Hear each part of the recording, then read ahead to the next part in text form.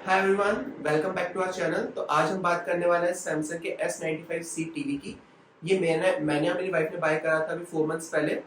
इसका एक्सपीरियंस हमारे लिए बहुत ऑसम रहा है। तो आज हम बात करें इसकी पिक्चर क्वालिटी के बारे में, इसकी वीडियो क्वालिटी के बारे में, इसकी साउंड क्वालिटी के बारे में, ओवरऑल टीवी एक्सपीरियंस के बारे में, कैसा रहा, क्या रहा। तो आज हम डिस्कस करने वाले हैं। एक चीज मैं बताना चाहूंगा, इसके जब भी आप ला रहे हो टीवी, तो मेक श्योर करना कि फॉर एग्जाम्पल हमने 77 इंचेस लाया था, तो हमें ऊपर हमारी लिफ्ट छोटी थी, तो हमें लाने में काफी प्रॉब्लम आई थी। तो इस टीवी के साथ आपका पहली बात तो आप ये देख सकते हैं इसका स्लीक डिजाइन। तो ये बहुत पतली आती है, दीवार के साथ एकदम माउंट हुई हुई है। इसके टीवी के साथ में इंडिया में जब बाय करते हो दो चीजें अच्छी हैं। पहली चीज तो इसके साथ सब जगह पे ऑल ओवर द वर्ल्ड इसके साथ में आपको वो बॉक्स जगह स्टैंड मिलता है। और स्टैंड 77 इंचेस का 12 केजीज का है, तो बहुत ही स्टर्डी स्टैंड मिलता है। अगर आप टेबल पे रखना चाहते हो तो आप इजीली रख सकते हो बिना किसी प्रॉब्लम के। तो आप उसके अंदर आप टेंशन फ्री रह सकते हो कि स्टैंड आएगा, बहुत स्ट्रॉन्ग आएगा। लेकिन अगर आपको वॉल माउंट कराए, जैसे हमने करवाई, आप देख सकते हैं यहाँ पे, तो वॉल माउंट जब करवा रहे हो तब इंडिया के अंदर हमें फ्री ऑफ कॉस्ट था। तो और जो वॉल माउंट है वो भी एकदम जैसे LG की G3 सीरीज होती है, एकदम फ्रेम सीरीज होती है, एकदम वॉल से फ्लश्ड है। तो वो भी हमारे लिए अच्छा था। तो मैं कहना चाहूंगा, हाँ, अगर वॉल माउंट कराना है तो ये अच्छा ऑप्शन है। इसके अलावा अब बात करते हैं इसके कनेक्शन की। तो आप देख सकते हैं टीवी से सिर्फ और सिर्फ एक वायर निकल रहा है। इसका रीजन ये है, इसके साथ आता है वन कनेक्ट बॉक्स। और वन कनेक्ट बॉक्स का कॉन्सेप्ट क्या है? फॉर एग्जांपल आपको जितने वायर्स लगाने होते हैं, तो टीवी में पावर के लिए अपन कुछ नहीं देना है। ये वन कनेक्ट बॉक्स है जिसके अंदर सारे के सारे इसके सोर्सेज रहते हैं, और उसके थ्रू आप पावर भी देते हो, उसके थ्रू आप अपने जितने भी पेरिफेरल डिवाइसेस होते हैं उनको कनेक्ट भी करते हो। यहाँ आप देख सकते हैं, यहाँ पे 4 HDMI फुल बैंडविड्थ 2.1 पोर्ट है, जो आजकल टीवी में कम हो गया। फॉर एग्जांपल सोनी के जो हाई एंड सीरीज भी आ रही है आजकल, उसमें भी सिर्फ 2 ही आ रहे हैं। और यहाँ पे जो एक है इनमें से ये ई आर्क है। इसका मतलब है यहाँ पे आप अपनी साउंड बार को कनेक्ट करोगे। ई आर्क मतलब साउंड बार जाएगा। यहाँ पे एक चीज मेक श्योर करना कि डॉल्बी एटमॉस को सपोर्ट करता है, लेकिन डीटीएस पास थ्रू नहीं है इसमें। और डीटीएस पास थ्रू कब प्रॉब्लमेटिक बन सकता है? जब आप फॉर एग्जांपल आपके ब्लूरे प्लेयर से आपके पास पुरानी डिस्क है, उसके अंदर सिर्फ मतलब डीटीएक्स का ऑप्शन है। तो आपको मेक श्योर करना पड़ेगा कि पहले आप साउंड बार में कनेक्शन दो, उससे फिर टीवी पे जाए। तो इस टीवी के साथ देख सकते हैं स्लीक रिमोट आता है। इस रिमोट के अंदर यूएसबी टाइप से चार्ज होता है, बट उसकी भी जरूरत नहीं है। पीछे इसके सोलर पैनल लगा हुआ है, तो ये लाइट से जो रूम लाइट होता है उससे चार्ज हो जाता है। टीवी को यूज करने के लिए आप या तो रिमोट यूज कर सकते हो, या फिर यहाँ मोबाइल में देख सकते हो सैमसंग कनेक्ट ऐप, इसको भी आप यूज कर सकते हो, जिसके अंदर सारे ऑप्शन आते हैं। आप नॉर्मल जितने भी टीवी के अंदर फीचर्स है, आप इस रिमोट से यूज कर सकते हो। तो अब बात करते हैं इसके ओएस की। तो ओएस इसमें टाइजन ओएस है, जो सैमसंग का खुद का है। और मैं कहना चाहूंगा ये one of the strong suit नहीं है इस टीवी का। ये ऐसा है कि हाँ, काम चला हुआ है, अगर आपने कोई ऐप खोल ली है तो वो नहीं अटकती है। लेकिन एक दो बार फील हुआ है कि नेटफ्लिक्स हैंग हो गया था या कुछ हो गया था। तो हाँ, ओएस है, टाइजन है, इट्स नॉट दैट ग्रेट। अगर बेस्ट ओएस आप बात करते हो आज के टाइम पे, तो आपको गूगल ओएस मिल जाता है, जिसके लिए आप क्रोमकास्ट यूज कर सकते हो, या फिर आप एप्पल टीवी यूज कर सकते हो। तो एक्स्ट्रा चीज जो आप बाय एनी विच बाद में कर सकते हो। बट जो टीवी के साथ आ रहा है इस प्राइस के ऊपर, आई एग्री कि ये Tizen OS is not that great at this moment of time.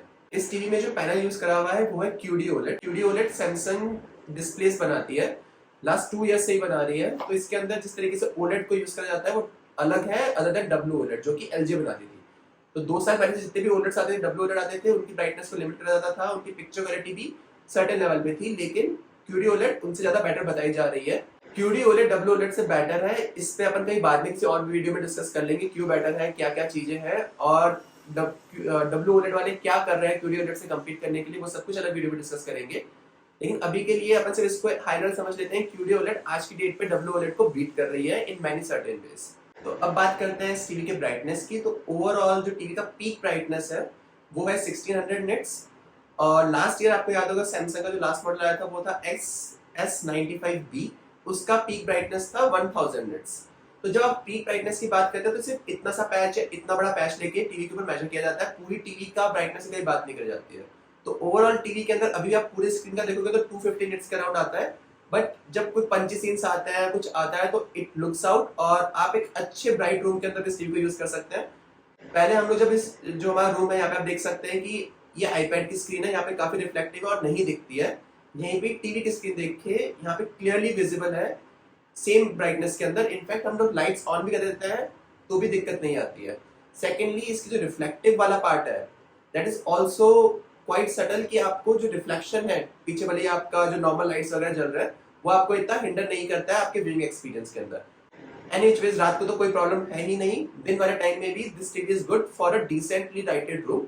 बहुत ज्यादा अगर आपके कमरे में लाइट आ रही है, आप एकदम एकदम सनलाइट के अंदर बैठो, तो डेफिनेटली आपको उतना भी ये इफेक्टिव नहीं होगा। पीक ब्राइटनेस होती है वो यूजुअली कैलकुलेट होती है पीक वाइट ब्राइटनेस से, यानी कि वाइट लाइट को कैलकुलेट करा जाता है।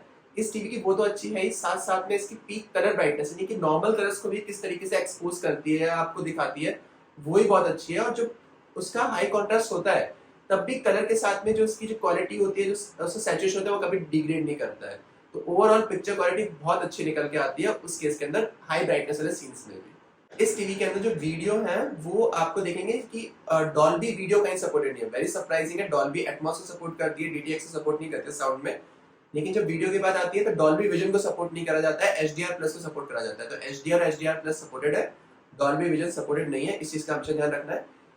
ये इस टीम का एक कौन है, लेकिन वेरी ऑनेस्टली जितनी मूवीज मैंने देखी हैं अभी तक मुझे ऐसा कोई डिफरेंस दिखा नहीं कि आई एम मिसिंग समथिंग। और जितने मैंने रिव्यूज पहले भी देखे थे सब ये एग्री कर रहे हैं कि ऑल्दो डॉल्बी विजन का सपोर्ट नहीं है, बट इट डजंट फील्स कि आप कुछ लैक कर रहे हो यहाँ पे। इस टीवी के अंदर अपन देख सकते हैं कि अपन को 5 पिक्चर प्रोफाइल्स मिलती है, standard, dynamic, eco, movie, film maker.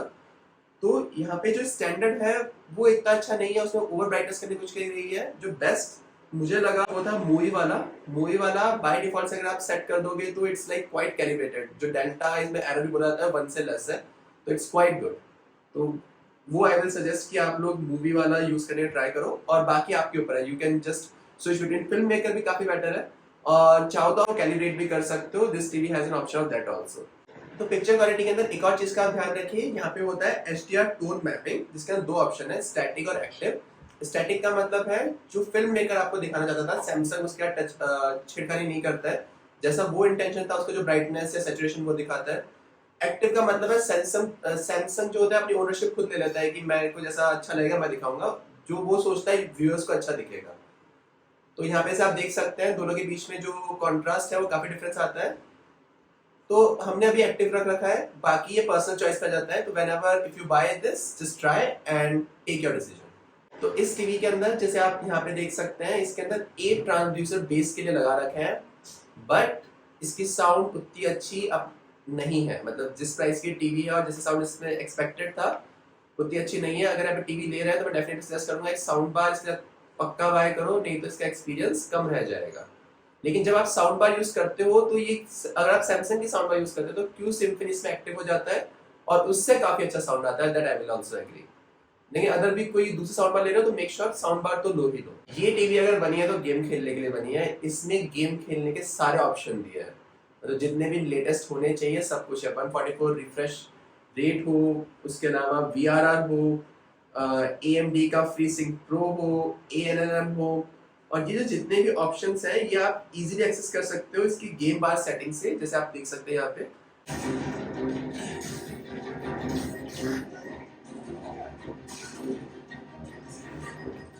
So to conclude, this TV is awesome for gaming. अब बात कर लेते हैं इस टीवी की प्राइस की। तो करंटली सैमसंग के ऊपर इस टीवी की प्राइस लिस्टेड है 5,89,900 रुपीज, जिसको वो काट के उस पर वो कुछ 1 लाख का अराउंड डिस्काउंट दे रहा है, तो इट्स अराउंड 4,90,000। लेकिन जब हमने बाय करा था तो इसके साथ वो दिया हुआ था वहाँ पे कि आपको प्रोजेक्टर फ्री मिल रहा था, सॉर्ट ऑफ जो सैमसंग का फ्री स्टाइल प्रोजेक्टर वो फ्री मिल रहा था 60,000 का, प्लस कुछ और एक्स्ट्रा डिस्काउंट्स थे सैमसंग की वेबसाइट। तो हमने इसको क्रोमा से बाय करी। अब उसका रीजन क्या था, क्रोमा वाले के पास हम जब गए और हमने बताया सैमसंग के ऊपर ऑलरेडी अगर वो प्रोजेक्टर को हटा दो, सब हटा दो, तो हमें एक्स प्राइस का पड़ रहा है और हमें साथ में साउंड बार भी लेना है। सैमसंग वाले आपकी कभी बात नहीं सुनेंगे कि आपको साथ में कुछ कंबाइन करके ऑफर ले रहे हो, वो अगर कुछ दे रहे हैं साथ में फ्री तो उनकी चॉइस है, लेकिन आपके पास एक बार्गेनिंग का ऑप्शन नहीं रहता। जब आप किसी क्रोमा पे जाते हो, रिलायंस पे जाते हो, या फिर किसी विजय सेल्स टाइप शॉप पे जाते हो, तो आपके पास एक बार्गेनिंग ऑप्शन रहता है। तो आई विल सजेस्ट जब आप बड़ी टीवी का साइज बाय कर रहे हो या टीवी बाय कर रहे हो ऐसे एक्सपेंसिव, वो डू बार्गेन। वहाँ पे क्या रहता है, फॉर एग्जांपल हम जितना बड़ा साइज, फॉर एग्जांपल 55 इंच जब आपसे बाय करोगे, आपके बार्गेनिंग का ऑप्शन कम रहता है कि लोग खरीदते हैं। हमारा वाला 77 इंच था तो हमारे पास बार्गेनिंग और बढ़ गया था, क्योंकि बहुत कम लोग होते हैं 77 इंच का टीवी बाय कर रहे होते हैं। तो वो लोग भी होते हैं, okay someone is buying, they are more willing to give more आपको डिस्काउंट। तो फॉर एग्जांपल हमारे लिए केस में जो इसकी प्राइस वहाँ पे 4,90,000 लिस्टेड थी, हमें सरप्राइजिंगली गेस व्हाट, ये 4 लाख की पड़ी। और ये अगर एक ट्रिक पता होती हमें, तो हमें टीवी अराउंड 3,70,000 की पड़ती। ये ट्रिक क्या है? ये ट्रिक सिंपली ये कहती है कि जब आप एक ईएमआई स्कीम पे लेते हो तो आपके पास एक ऑप्शन रहता है उस जो ईएमआई के ऊपर जो आपको इंटरेस्ट लग रहा है उसको रिड ऑफ मतलब उसको फ्री करवाने का। तो 30,000 रुपीज आप वहाँ पे भी और डिस्काउंट ले सकते हो। इसकी बात मैं कभी और किसी और वीडियो में करूंगा या आप कैसे कर सकते हो या क्या करना चाहिए ताकि आप 30,000 का एक्स्ट्रा डिस्काउंट ले पाते हैं, जो हमने रिसेंटली सीखा है।